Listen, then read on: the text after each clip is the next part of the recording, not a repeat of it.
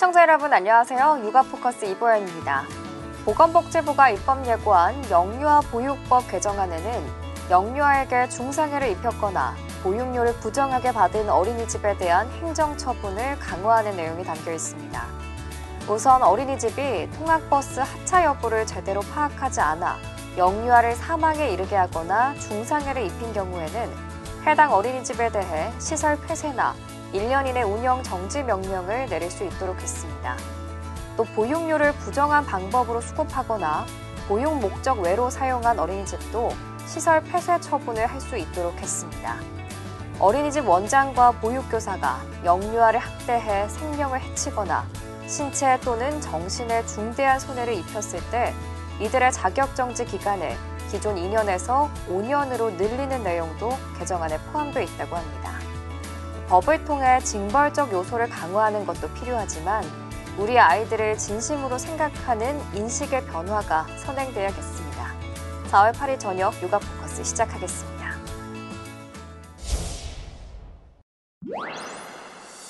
올해 1월에도 출생아 수는 역대 최저치를 나타냈습니다. 통계청에 따르면 지난 1월 출생아 수는 25,003명으로 1년 전보다 6.3% 감소하며 통계 작성이 시작된 1981년 이후 1월 기준 최저를 기록했습니다.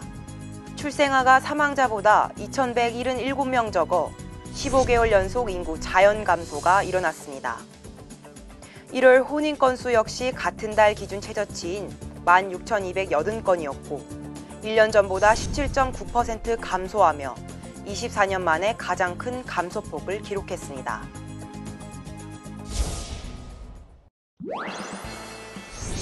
시중에서 판매되는 영유아용 식품 대부분이 영양 정보를 적절하게 표기하지 않은 것으로 나타났습니다.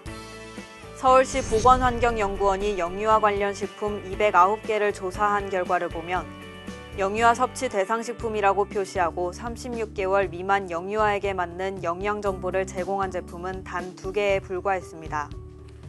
특히 영유아 식품 5개 중 1개는 나이에 맞는 나트륨 기준을 초과한 것으로 조사됐습니다.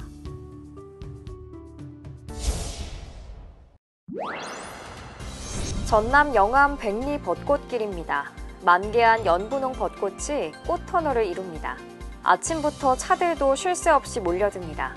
군 관계자들이 주차를 금지하고 그대로 차를 타고 가면서 즉 드라이브스루 방식으로 꽃 구경을 하도록 안내합니다. 집에 있다 너무 답답해서 관광차에서 왔는데 들어가지 못해서 너무 아쉬워요.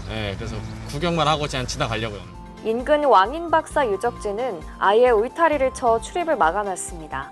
대형 주차장도 폐쇄해버렸습니다. 예년처럼 마음 놓고 즐길 수는 없지만 모처럼 나선 봄나들이가 즐겁습니다. 벚꽃의 고운 자태 앞에선 감탄사가 절로 나옵니다. 너무 멋있어요. 모처럼 우리 손자들이 와가지고 저기 벚꽃 구경 왔어요. 벌써 사람이 너무 많네요. 너무 이뻐요.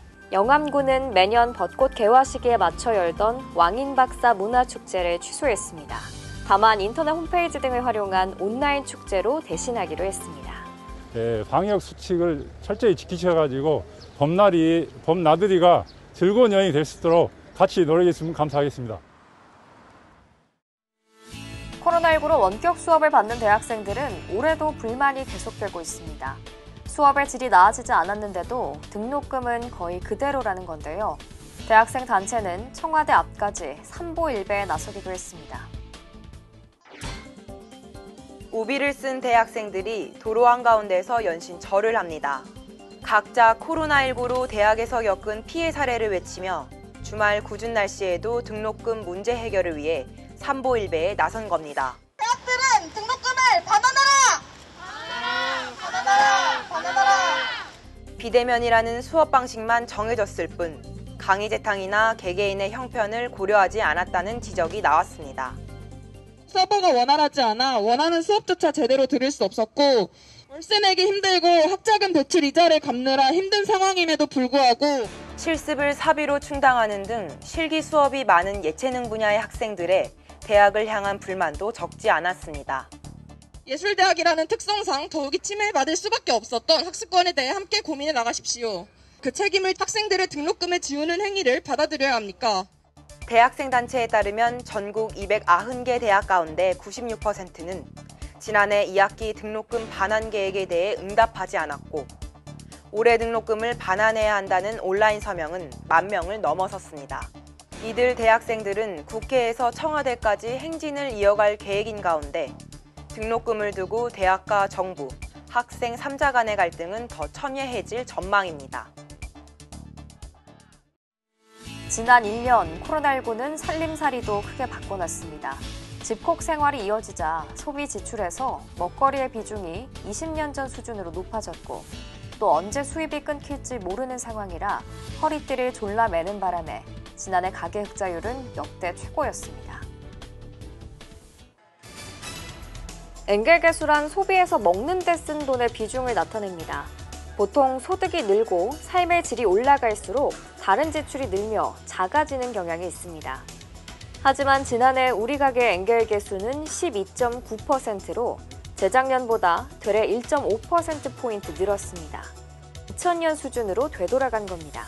코로나19 사태로 바깥 출입을 자제하며 의류, 신발, 화장품처럼 꾸미는 데나 영화, 여행 같은 문화 여가에 돈을 덜 쓴 탓입니다.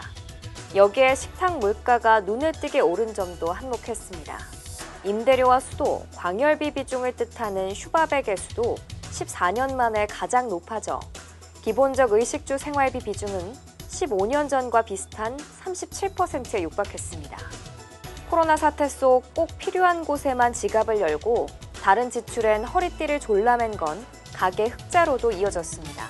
지난해 2인 이상 전국 가구의 소득 대비 흑자 비율은 매분기 30%를 넘었는데 2016년 4분기 외에 이 비율이 30%를 넘은 적은 없었습니다. 문제는 코로나 사태가 끝난다고 모아둔 돈을 쓸지는 미지수란 겁니다. 코로나 이전 수준으로 이렇게 소비 성향이 높아지고 이러진 않거든요. 소비를 하는 것보다는 미래에 또 어떤 위기가 닥칠지 모른다는 이제 불안감들이 사람들 심리를 좀 장악하고 있습니다. 위기가 끝날 쯤 단기간 보복 소비로 나타날 순 있지만 본격 경기 회복의 마중물이 되리란 막연한 기대는 빗나갈 수 있다는 이야기입니다.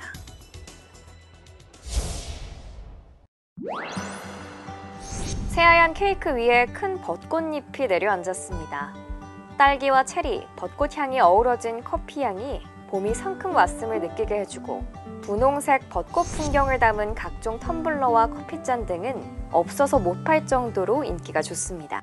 올해 봄을 맞이해서 저희가 핑크빛의 화사한 상품들을 한 38종 정도 출시를 했는데요. 일주일 만에 물량의 70%가 다 소진되는 등 굉장히 큰 반응을 얻고 있습니다. 반짝이는 화사한 색의 책가방과 신발, 가벼운 옷감의 봄옷들이 백화점 매장 전면을 차지했습니다.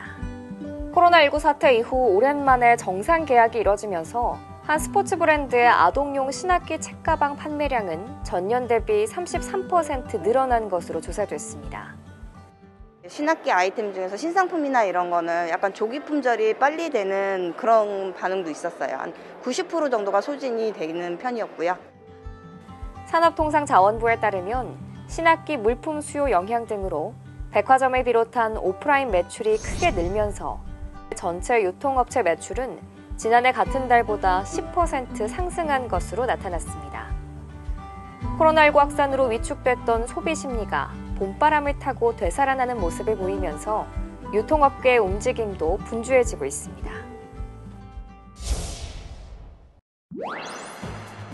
2019년 하반기 시작된 일본 제품 불매운동에 국내 사업이 악화하자 화장품 브랜드 슈에무라가 한국 시장 진출 16년 만에 한국 사업을 접게 됐습니다. 원래 일본 기업이었다 2004년 프랑스 로레알 그룹에 인수됐지만 제품을 아직도 일본에서 생산하는 점이 발목을 잡은 겁니다.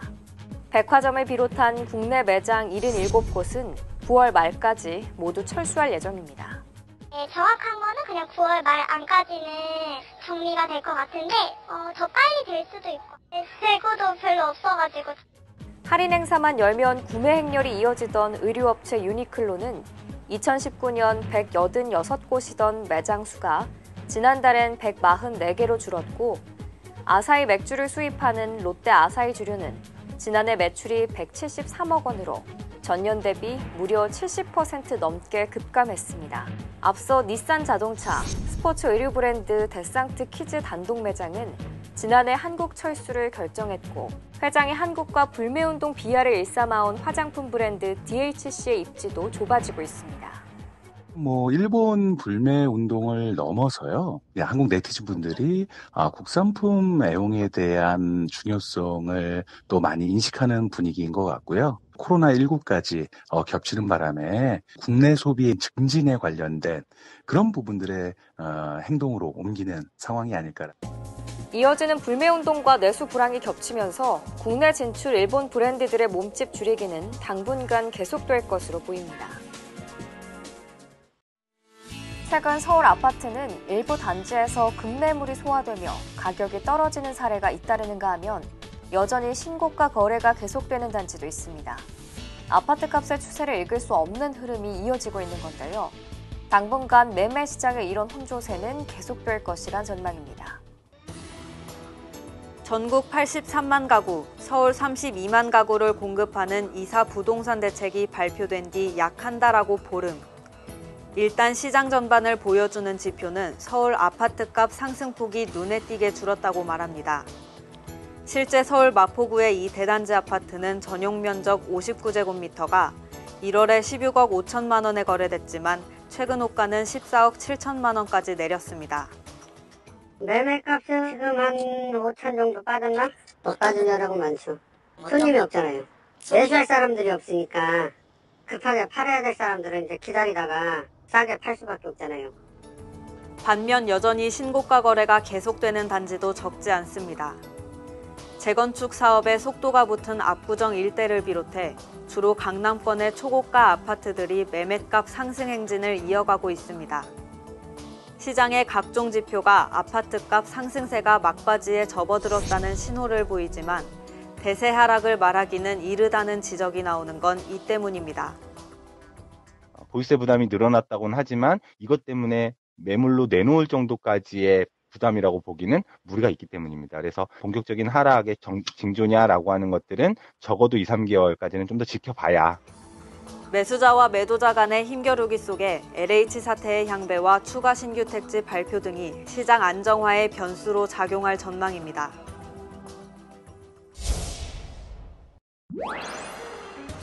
서울 동부간선도로 강변북로 진입 구간, 좁아지는 도로에서 트럭 한 대가 깜빡이도 없이 끼어듭니다. 앞으로 따라오세요.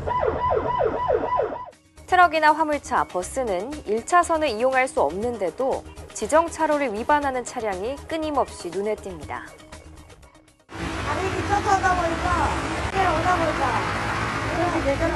창문 뒤에 숨어 운전 중 휴대전화를 쓰다가 적발되고 휴대폰을 사용하게 되면 벌금이 15점 있습니다.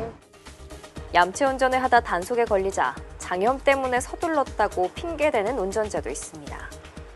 차가 밀리는 구간에서 끼어들고 이렇게 하시면 안 돼요. 도시고속순찰대가 6년째 매일같이 단속 중이지만 끼어들기나 지정차로 위반, 운전 중 휴대전화 사용 같은 행위는 여전히 반복되고 있습니다. 2016년부터 일반 승용차를 이용해 암행 순찰을 하고 있는 순찰대 통계에 따르면 지정차로 위반 사례가 가장 많았고 진로 변경, 안전띠 미착용 등의 사례도 적지 않았습니다. 암행 순찰차를 주야간 운영해 언제 어디서나 단속될 수 있다는 인식을 갖게 해 안전 운전을 유도하고 있으며 순찰대는 특히 운전 도중 휴대전화를 단순히 만지기만 해도 사고가 날 수 있다며 운전자들에게 보다 경각심을 가져달라고 당부했습니다. 이번 수사는 임신, 출산, 육아에 대한 궁금증을 전문가를 통해 풀어보는 알쏭달쏭 육아상식인데요. 오늘은 소아 비염에 대한 모든 궁금증을 풀어드리겠습니다. 지금 바로 만나보시죠.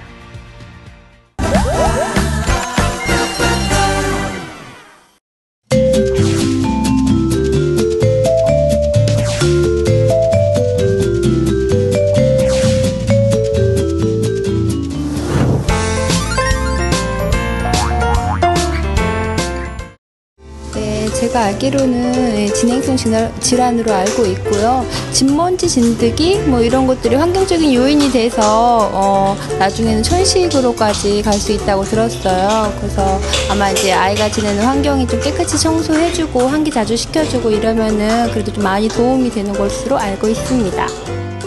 그냥 뭐 애들 이렇게 코에 염증이 생기는데 뭐 증상으로 재채기나 콧물이 나고 뭐 이렇게 저희 딸 같은 경우는 알레르기성 질환이 있어서 뭐 이렇게 진먼지 진드기 뭐 그런 거 좀 먼지 있거나 이러면 재채기 나고 하면서 코에 염증이 생기는 걸로 알고 있는데요. 소아 비염은 처음에는 콧물이나 약하게 그렇게 나오다가요. 심하게 되면 애기들 음성이 막 이상해지더라고요. 코맹맹이 소리를 한다든가 그런 식으로 되는 걸로 알고 있습니다.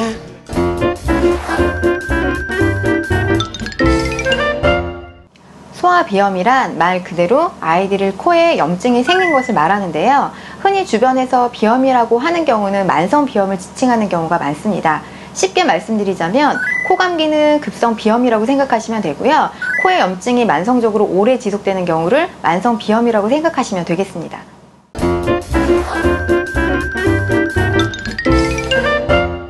급성비염은 콧물이 있으면서 기침이나 재채기, 코막힘 등이 나타나고요. 미열이나 오한, 전신통, 두통 등을 동반하는 경우가 많은데요. 이 경우에는 일주일 이내에 증상이 호전되는 경우가 많습니다. 만성비염인 경우에는요. 콧물이 처음하고는 틀리게 끈적끈적한 흰색이나 누런색으로 변하게 되고요. 코가 더 많이 막히게 되고 콧물이 목 뒤로 넘어가는 후비로 증상이라고 하는 게 생겨서 가래기침을 하는 증상까지 동반하게 됩니다.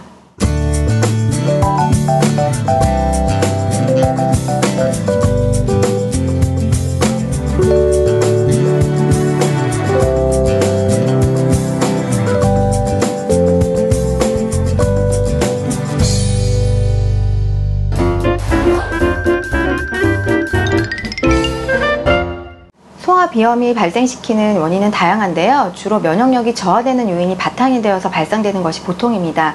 따라서 잦은 감기라던가 과다한 인스턴트 음식을 섭취한다거나 환경오염이라던가 잘못된 생활습관 등이 면역력을 저하시키고 이게 바탕이 되어서 나는데요. 아이들이 코뼈를 다친 경우에 그것을 방치하는 경우에도 비염을 유발시킬 수가 있습니다.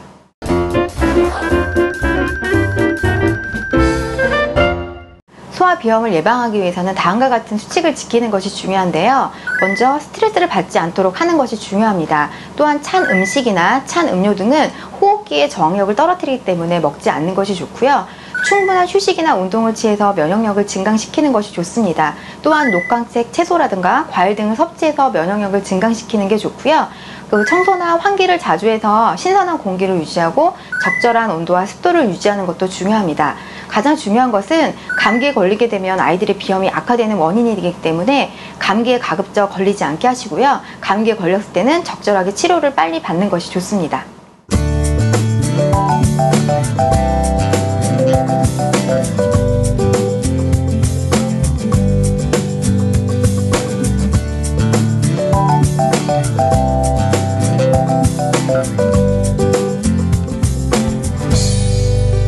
소아비염에 좋은 한방치료법이 있나요? 한의학적으로는 호흡기와 관련된 내부 장기가 허약하거나 기능의 불균형이 생겼을 때, 외부 온도 변화라든가 환경 변화에 예민한 체질이거나 스트레스가 잘 받는 체질 등을 가진 아이들이 비염이 잘 생긴다고 봅니다. 따라서 증상을 치료할 뿐만 아니라 우리 아이에게 비염이 생긴 근본 원인을 제거하고 체질을 개선시키는 것을 중점적으로 치료를 하고 있는데요. 처음에는 비염 증상을 완화시키는 치료를 하지만 그 후에도 우리 아이의 근본적인 원인을 제거하고 비염의 증상뿐만 아니라 체질 개선을 시켜주는 것을 중점적으로 치료하기 때문에 꾸준히 치료하는 것이 좋습니다. 이를 위해서 한약 치료라든가 침이나 뜸 치료, 그리고 한약재를 이용한 한약 증기 흡입 치료까지 병행하고 있습니다. 소아 비염에 대해서 좋은 음식과 나쁜 음식에 대해서 알고 싶습니다. 한마디로 말씀드리면 면역력을 증강시키는 음식은 좋은 음식이라고 말씀드릴 수 있고요. 면역력을 떨어뜨리는 음식은 나쁜 음식이라고 생각하시면 되겠습니다. 인스턴트 음식이나 인공 감미료가 많이 함유된 음식, 튀김과 같은 기름기가 많은 음식, 그리고 지나친 육류 섭취는 코 질환뿐만 아니라 몸의 저항력을 떨어뜨리기 때문에 가급적 드시지 않는 것이 좋습니다. 또한 아이스크림이나 탄산음료 같이 찬 음료나 음식 같은 경우에는요, 호흡기의 저항력을 떨어뜨리기 때문에 절대 드시지 않는 것이 좋습니다. 몸에 좋은 음식이라고 한다면 알레르기가 없다면 가급적 골고루 드시는 게 좋은데요. 특히 잡곡이나 녹황색 채소류, 과일 등은 우리 몸에 필요한 비타민이나 미네랄 같은 성분이 많기 때문에 충분히 섭취해 주시는 것이 좋습니다.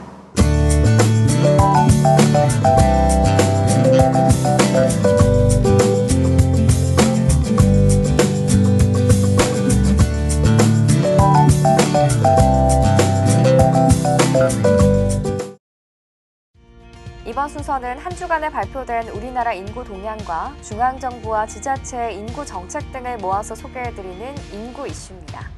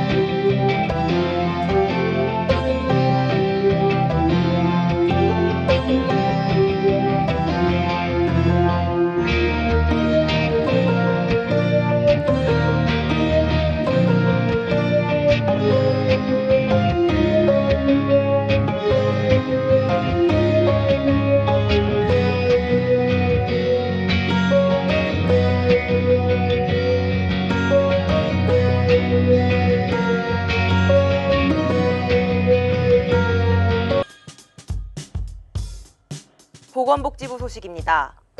종전 국민행복카드와 아이행복카드로 이원화되어 있던 국가 사회서비스 이용권 카드가 국민행복카드 단일체계로 통합됐습니다. 이에 임신 출산부터 보육료까지 17종의 사회서비스를 국민행복카드에서 지원받을 수 있습니다. 여성가족부 소식입니다. 전국 학령전환기 청소년 130만여 명을 대상으로 2021년 청소년 인터넷 스마트폰 이용 습관 진단조사가 실시 중입니다. 4월 16일까지 실시되는 이번 조사는 2009년부터 매년 청소년들의 인터넷 스마트폰 이용 습관과 과의존 정도를 측정하고 있습니다. 부산광역시 소식입니다. 2021년 우리 아이 보육맘 사업이 추진됩니다. 코로나19 장기화로 양육시간이 늘어남에 따라 육아 스트레스가 증가하고 있는 영유아기 가정에 찾아가는 전문 육아 상담으로 양육 지원 체계를 구축합니다. 취약 전 영유아를 둔 양육자는 누구나 육아 종합지원센터를 통해 무료 신청과 이용이 가능합니다. 광주광역시 소식입니다. 아이 낳아 키우기 좋은 광주 만들기 추진협의회가 개최됐습니다. 맘 편한 광주를 구호로 올해 생애주기별 정책 방향을 만남, 결혼, 임신, 출생, 육아 돌봄, 일 생활 균형의 6단계로 설정해 28개 과제의 추진 사항을 공유했습니다. 내년 3월 19일은 세계 수면의 날이라고 하는데요. 이번 세계 수면의 날을 맞아 시행한 글로벌 수면 조사 결과를 보면 한국인의 수면 만족도는 세계인의 평균치에 비해 현저하게 낮은 것으로 나타났습니다. 그 원인을 살펴보면 한국인의 수면 시간이 여전히 세계인에 비해 짧은 것으로 분석됐는데 세계인의 평일 평균 수면 시간은 6.9시간, 주말은 7.7시간인 반면 한국인의 평일 평균 수면 시간은 6.7시간, 주말은 7.4시간으로 나타났다고 합니다. 건강의 시작은 충분한 숙면이라고 했습니다. 올바른 수면 습관을 통해 건강 지키시길 바랍니다. 4월 8일 육아 포커스 여기까지입니다. 시청해주셔서 고맙습니다.